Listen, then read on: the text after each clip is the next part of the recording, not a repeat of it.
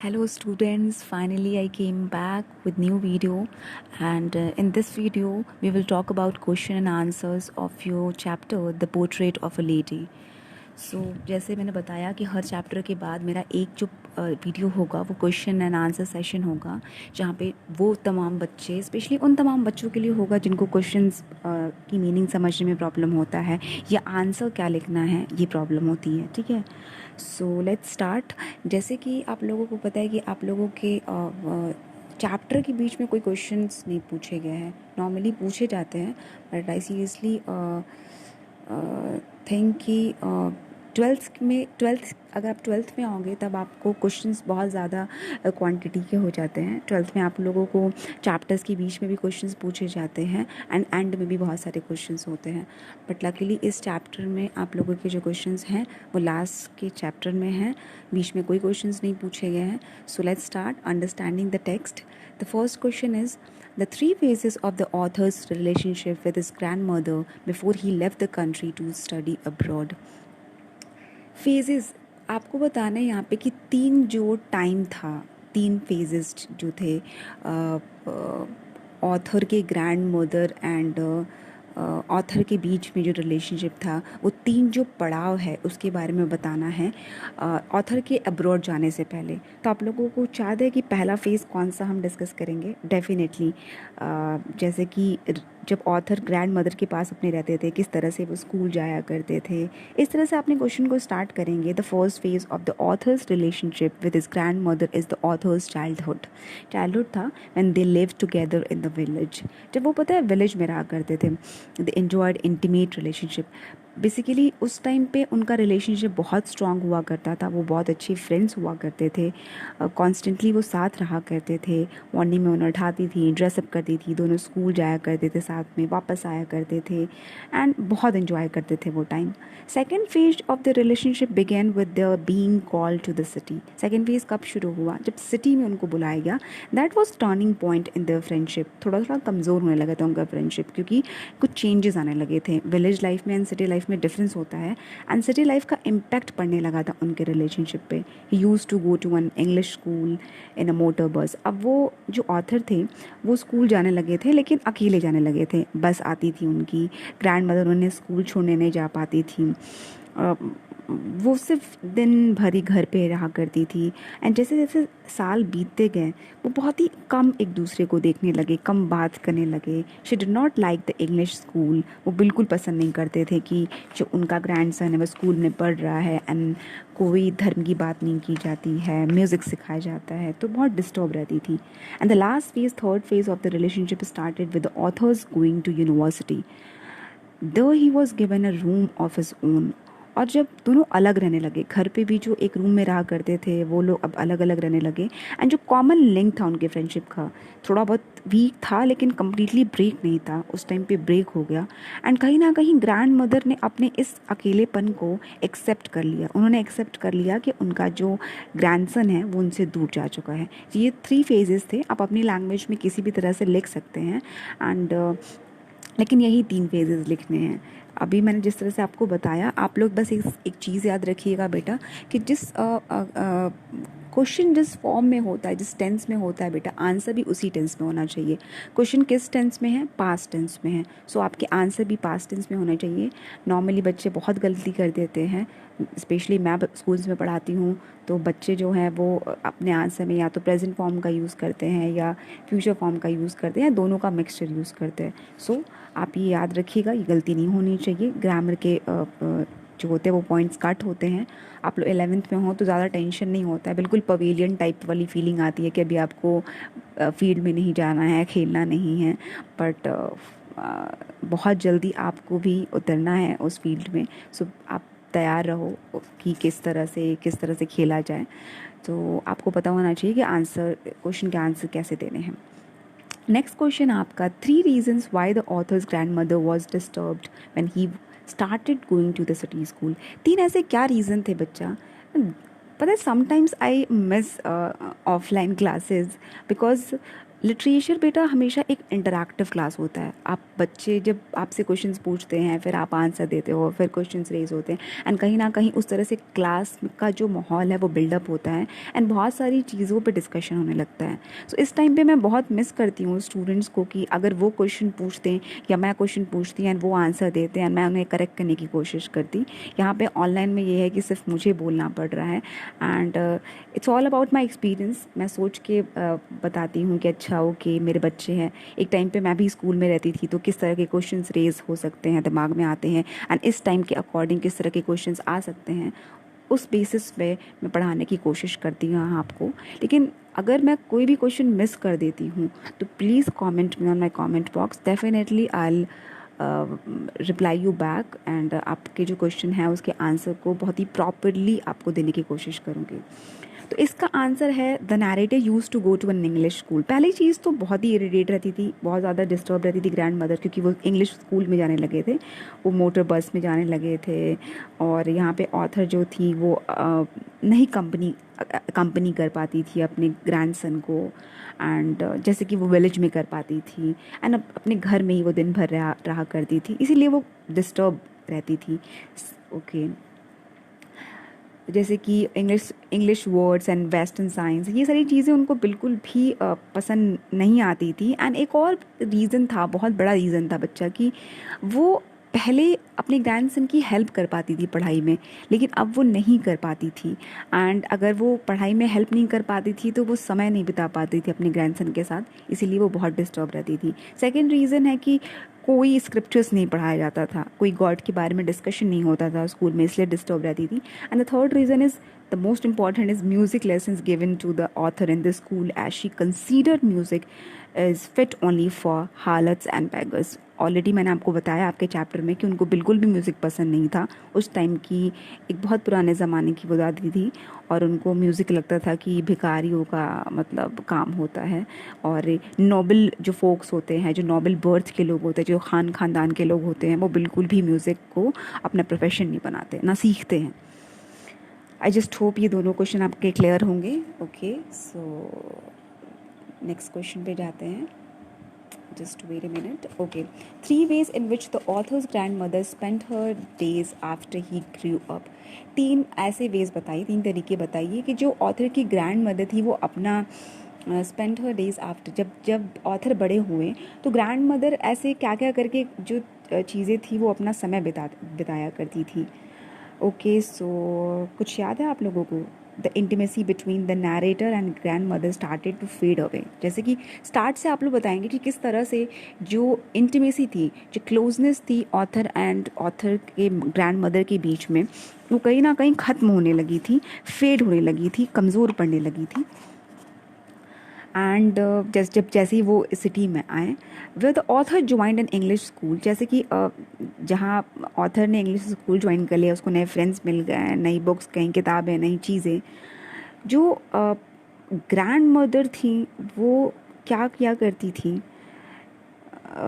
She now spend most of her time ना at the spinning wheel from morning till evening. आपको पता है chapter में मैंने बताया है कि जो मशीन हुआ करती थी, चरखा हुआ करता था जिसमें रुई के धागे बना करते थे, वो सुबह से शाम तक उस स्पिनिंग व्हील के पास रहा करती थी, एंड घंटों वहीं पर बैठ कर वो किसी से बात नहीं करती थी, बस चुपचाप बैठी रहती थी।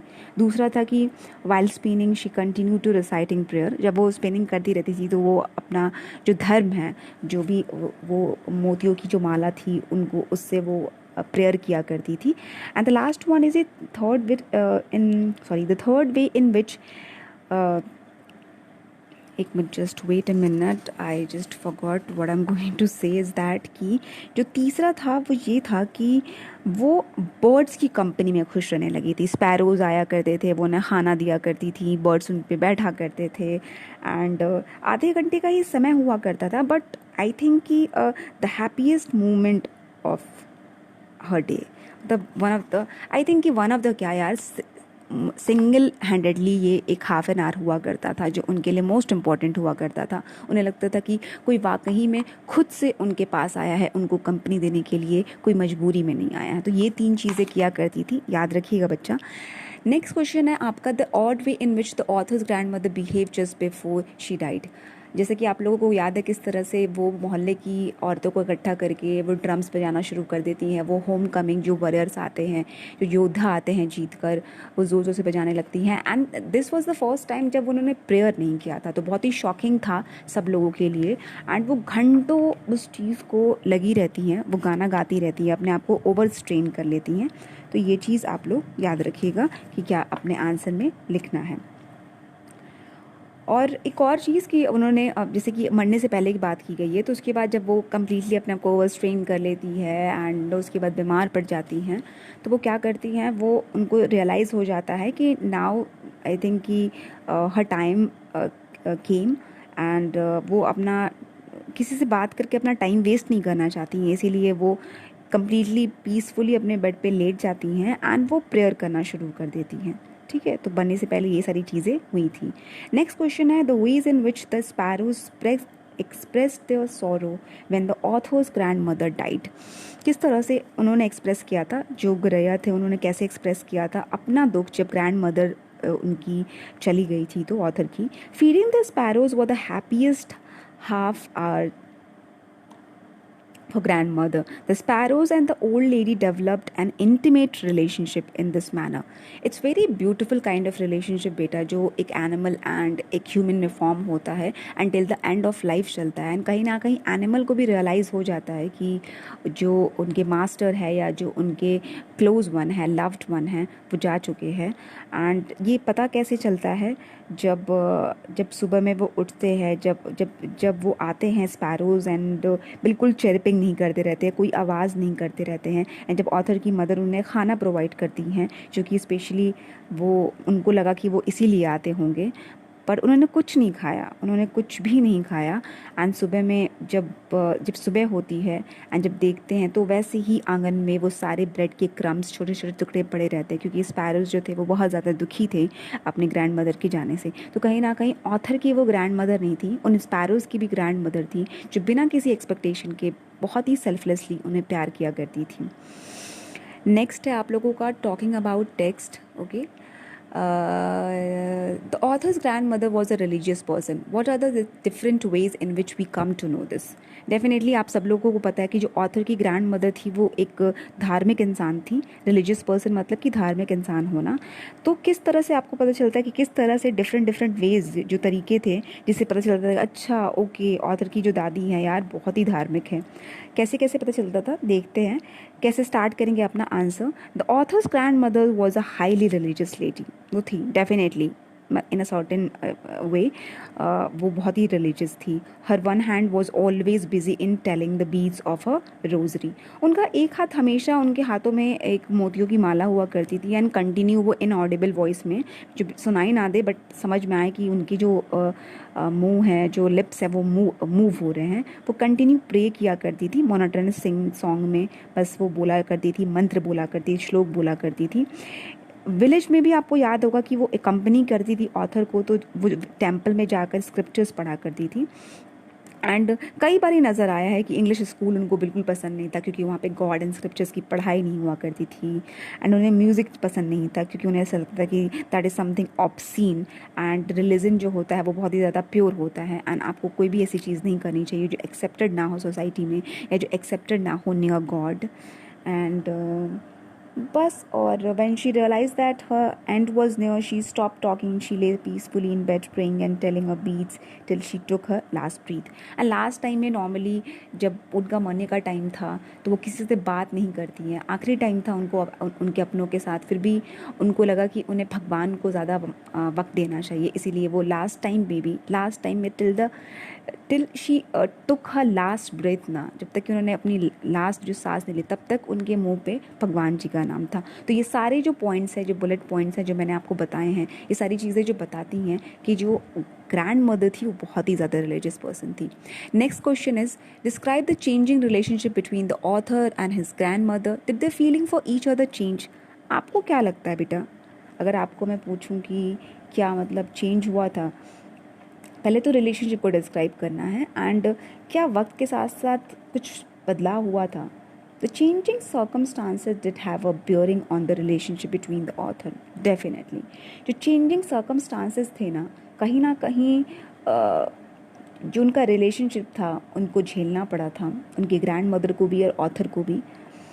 एंड जो इंटीमेट रिलेशनशिप था विलेज में वो सिटी में नहीं रह पाया. कहीं ना कहीं ऑथर जो थे वो सिटी में आके स्कूल ज्वाइन कर लिए एंड वो हमेशा दूसरों से जुड़े रहते थे. एंड उनकी जो दादी थी वो दिन भर घर में रहा करती थी एंड ऑथर के पास टाइम नहीं हुआ करता था अपनी ग्रैंड मदर के लिए. एंड इस वजह से ग्रैंड मदर बहुत डिस्टर्ब रहती थी. एक और चीज़ थी कि शिकायत थी ग्रैंड मदर को कि वो शुरू से चाहती थी कि उनका जो ग्रैंड सन है वो धर्म के नज़दीक ज़्यादा रहे, वो मॉरल लेसन सीखे, वो धर्म का पाठ पढ़े. लेकिन ऑथर क्या कर रहे थे, वो इंग्लिश लैंग्वेज पढ़ रहे थे, वो साइंस को पढ़ रहे थे, वो म्यूज़िक सीख रहे थे. सो कहीं ना कहीं एक ये भी टर्निंग पॉइंट था उनके रिलेशनशिप में जहाँ पे वो अलग रहने लगी थी अपने ग्रैंड सन से. एंड ऑथर के पास तो बहुत सारे लोग थे एंड ग्रैंड मदर के पास कोई नहीं था, इसलिए वो स्पिनिंग व्हील के पास बैठे 24 घंटे बस वहीं पे बैठ के बस स्पैरोज़ के साथ रहती थी. एंड आई थिंक कहीं ना कहीं स्पैरोज़ जो थे उनके ग्रैंडसन को रिप्लेस कर चुके थे. कहीं ना कहीं उन्हें ऐसा लग रहा था कि जो प्यार ग्रैंडसन उन्हें दिया करता था वही सेम प्यार उन्हें मिलने लगा था स्पैरोज़ के साथ, तो उन्हें अच्छा लगता था. एंड जो कॉमन लिंक था फ्रेंडशिप का उनके और उनके ग्रैंडसन के बीच में वो कम्प्लीटली ब्रेक हो चुका था. तो बहुत सारे इंस्टेंसेस हैं, इंस्टेंस मतलब कि बेटा एग्जांपल्स हैं, उदाहरण हैं जो आप बुक से पढ़ते पढ़ते आपको रियलाइज़ होगा कि कहाँ कहाँ पे उनकी फ्रेंडशिप कमज़ोर पड़ी एंड किस पॉइंट ऑफ टाइम पे, किस पीरियड ऑफ टाइम पे उनकी जो फ्रेंडशिप थी वो कम्प्लीटली ब्रेक हो गई. तो डेफिनेटली मैं वेट करूँगी कि आप लोग अपने आंसर्स लिख कर मुझे प्लीज़ सेंड करें एंड मैं चेक करूँगी कि कहाँ पे गलती हो रही है and I am damn sure कि आप बहुत अच्छे से लिखेंगे. नेक्स्ट क्वेश्चन है, okay, would you agree that the author's grandmother was a person strong in character? If yes, give instances that show this. आपको क्या लगता है कि मतलब ग्रैंड मदर का कैरेक्टर कैसा था? क्या अग्री करते हैं कि वो बहुत ज़्यादा स्ट्रॉन्ग थी, बहुत ज़्यादा ब्यूटीफुल थी, बहुत ही अच्छा कैरेक्टर था, ऑन द होल वो अच्छी ह्यूमन बीइंग थी? अगर नहीं तो तब पर भी आप लिख सकते हो एंड अगर येस तो फिर आपको डिस्क्राइब करना पड़ेगा. तो मेरे ख्याल से आई बिलीव कि yes definitely without any doubt it is a fact that the grandmother was a very strong personality. She was highly religious lady. She was conservative lady who hated modern views. ऐसा आप ये मत सोचो बेटा कि अगर modern views को वो निगलेक्ट कर रही हैं दैट मीन्स कि she was not a good person. It doesn't mean that. बल्कि बहुत सारे दादा दादी नाना नानी जिस ज़माने से होते हैं उस ज़माने की सोच को रखते हैं, तो सोच रखना गलत नहीं होता है. एंड जिस तरह से उन्होंने कई बारी पोर्ट्रे करने की कोशिश की है कि वो अच्छी ह्यूमन थी, जिस तरह से उन्होंने बासी रोटी हमेशा जब भी वो स्कूल जाया करती थी अपने ग्रैंडसन के साथ तो उन कुत्तों के लिए खाना लेकर जाया करती थी, किस तरह से उन्होंने स्पैरोज़ का ख्याल रखा बहुत ही ब्यूटीफुली. एंड एक और स्ट्रॉन्ग पर्सनालिटी की बात है कि उन्होंने कभी जाहिर नहीं किया कि वो अकेले हैं या कभी भी उन्होंने रिवॉल्ट नहीं किया अपने ग्रैंडसन का जो भी कि मतलब काश तुम मुझे टाइम देते. वो खुद ही स्ट्रांगली सब कुछ हैंडल करती रही. एंड एक और चीज़ कि उनके प्रेजेंस में, उनकी कंपनी में एक पीसफुलनेस, एक कंटेंटमेंट फील होता था सबको. ये डिफ़ाइन करता है कि वो बहुत ही अच्छी लेडी थी. एंड आई थिंक जहाँ तक मुझे याद है यही सब है. अगर आप आंसर्स लिखते हैं, अगर आपको भी कुछ याद है तो आप अपने आंसर्स में नोट डाउन कर सकते हैं.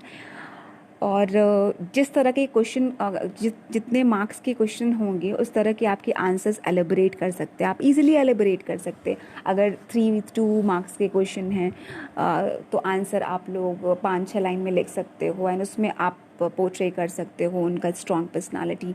अगर 10 मार्क्स के हैं, एलोबरेट करना है इस चैप्टर को, एक्स्ट्रापोलेट करना है, तो आराम से आप कर सकते हो। एक्स्ट्रापोलेशन वाला किस तरह से वो फॉर्मेट मैं आपको बताऊंगी। जब मैं पूरे चैप्टर कंप्लीट कर लूँगी बेटा, तो डेफिनेटली हम अलग अलग फिर मैं आपको वीडियोज़ अपलोड करूँगी। वो सारे 9 to 12 सभी बच्चों के लिए होगा। जो राइटिंग सेक्शन होगा या रीडिंग सेक्शन होगा, किस तरह से अटेम्प्ट करना है, पोएटिक डिवाइसेस का सेक्शन होगा, प्रेपोजिशन कुछ पढ़ाऊँगी मैं, आर्टिकल के बारे में कुछ बताऊँगी मैं। एंड राइटिंग सेक्शन में तो बहुत सारी चीज़ें आ गई, नोट मेकिंग आ गया, किस तरह के अलग अलग लेटर्स होते हैं, जॉब एप्लीकेशन होता है या लेटर टू एडिटर होता है, इन्विटेशन में फॉर्मल एंड इनफॉर्मल इन्विटेशन कैसे लिखते हैं, एडवर्टिजमेंट में क्लासिफाइड कैसे इन्विटेशन होगा, टू लेट एडवर्टिजमेंट कैसे होगा, सिचुएशन वैकेंट का एडवर्टिजमेंट कैसा होगा, सारी चीज़ें मैं आपको बताने वाली हूँ। एक चीज़ और बेटा कि 30% सिलेबस कम कर दिया है NCERT ने, CBSE ने, बट मैं आपको सारे चैप्टर्स पढ़ाऊँगी बिकॉज मेरा मेन इंटेंशन आप लोगों को नॉलेज देना। एंड अगर अच्छे मार्क्स आ गए तो ये सोने पे सुहागा वाली बात हो गई, क्योंकि मैं हमेशा से चाहती हूँ कि बच्चे नॉलेज गेन करें। मार्क्स और परसेंटेज तो ये सेकेंडरी चीज़ होती है। Okay, and the last one is, have you known someone like the author's grandmother? Do you feel the same sense of loss with regard to someone whom you have loved and lost? क्या आपकी ज़िंदगी में बेटा मतलब grand mother जैसी कोई personality है जिससे आप मिले हो? ये तो पर्सनली बिल्कुल आपके लिए क्वेश्चन है, आपको खुद लिखना है। एंड क्या आपने किसी इंसान को खोया है जो आपके दिल के बहुत ज़्यादा करीब हो bye death? So I think कि मोस्ट ऑफ द पीपल, ये बहुत ही एक बहुत बड़ा फैक्ट है कि कोई ना कोई किसी न किसी इंसान को खोया होता है, और अगर नहीं खोया है तो आने वाले समय में खोने वाला होता है।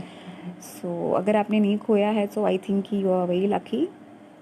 और I think grandmother kind of personality आपने देखी होगी अपने आसपास। अगर आपके घर में नहीं होगी तो आपके नेबरहुड में होगी, अगर आपके नेबरहुड में नहीं होगी तो आपके ननिहाल में कोई होगा, आपकी जो भी ओल्ड पर्सन है उनके बारे में आप लिख सकते हो कि वैसे हैं। एंड अगर आपने किसी को खोया है तो आप अपनी फीलिंग्स को एक्सप्रेस कर सकते हो कि after losing that particular person what kind of feeling you faced जब वो समय चल रहा था, जब क्रिमेशन वाला टाइम था।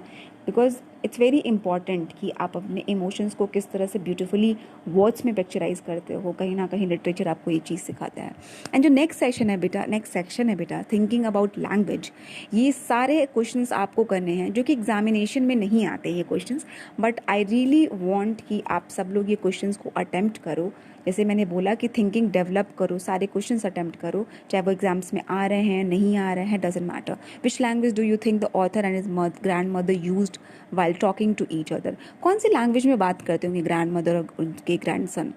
मुझे लगता है हिंदी में बात करते होंगे डेफिनेटली, क्योंकि जो ग्रैंड मदर थी वो पढ़ी लिखी नहीं थी, इसलिए जो लैंग्वेज हम यूज़ करते हैं नॉर्मली, या तो हम फोक लैंग्वेज यूज़ करते हैं, भोजपुरी या जो भी जहाँ का अवधी, जो भी जिस तरह का जहाँ का लैंग्वेज होगा या हम वो यूज़ करते हैं, या हिंदी यूज़ करते हैं। इंग्लिश नॉर्मली ज़्यादातर लोगों को नहीं आता है जो उस जनरेशन से बिलोंग करते हैं। नेक्स्ट है, which language do you use to talk to elderly relatives in your family? Definitely Hindi, क्योंकि मुझे नहीं लगता है कि मे बी अगर आप बहुत ज़्यादा हाई फाई वाला फैमिली से बिलोंग करते हो एंड मेट्रो सिटी से बिलोंग करते हो जहाँ पे बहुत ज़्यादा एजुकेटेड आपकी पूरी जनरेशन रही हो, पिछली जनरेशन भी वहाँ पे, लेकिन परसेंटाइल बहुत कम होता है जहाँ पर हमारे grand mother and grand mother को इंग्लिश आती हो।